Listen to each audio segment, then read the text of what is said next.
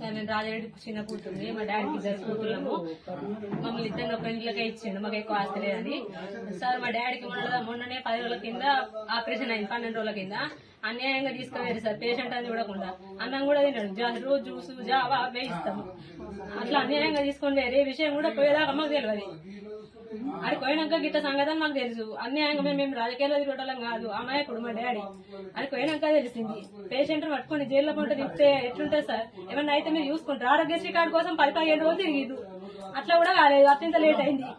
Doctor ఏం మాట్లాడకమని చెప్పాడు, అన్ని సైగలతోనే ఏమని చెప్పిండు. పేషెంట్ తీసుకొని వేరు అంత అన్యాయంగా. మాకు తొందర బెయిల్ కావాలి, అంత అన్యాయంగా కనబడుతున్నాం. మేము అన్యాయం చేసి అందరికి ఏం తప్పు చేసినాం?